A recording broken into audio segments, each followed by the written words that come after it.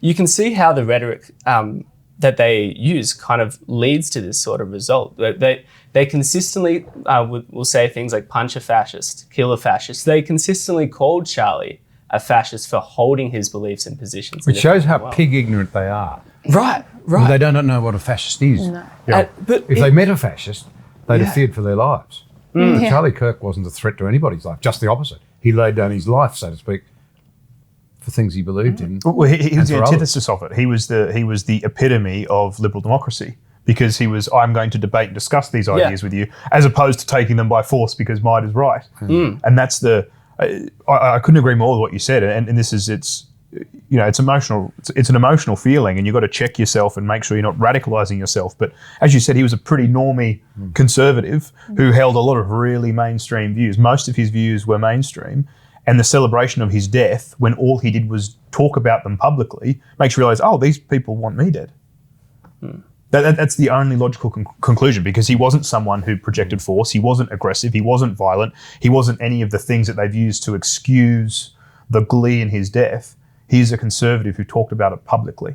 And on the topic of Hannah Ferguson, I remember reading that post and being quite disturbed by it. And I do want to make sure, like Charlie, to give a good faith presentation, steel man her argument. So we have to give her the benefit of the doubt. I mean, it was incredibly morally ambiguous, the post.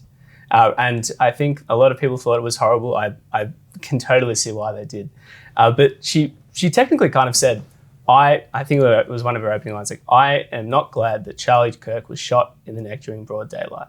And then she would go on to ask questions about, should violent views be met with violence? She kind of asked herself. And the conclusion that she landed on was that she did not believe that Charlie's murder, I should say, was an act of social progress, that she did not believe that this particular act of political violence was an act of social progress. And she did write the line, like, political violence is sometimes necessary, which, considering it was within hours of his death, really full on, a really full on thing to write, and a very kind of, the kind of phrase that really legitimizes a lot of political violence. But there are examples in history where political violence is necessary. Bonhoeffer is a famous preacher who tried to take out, or planned to take out Hitler. But the difference is that we are in a free and democratic society, right? And political violence is never necessary in a free and democratic society.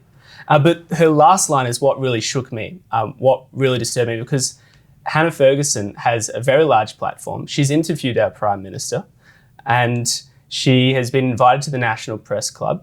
I think she actually plans to run for Senate at some point.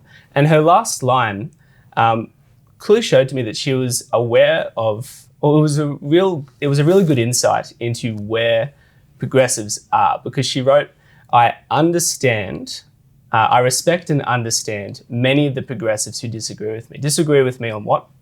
Disagree with me that Charlie's murder was an act of political progress, that this act of political violence was an act of political progress. She said that she respected and understood them. And that's what I found really disturbing, because she's aware of her audience. She's aware of the state. And that made me realize that, like, sure, we don't have as much animosity or open animosity between the left and the right here in Australia. But these toxic ideologies have marched through our institutions. They are in our universities. And we can get to a point really quickly.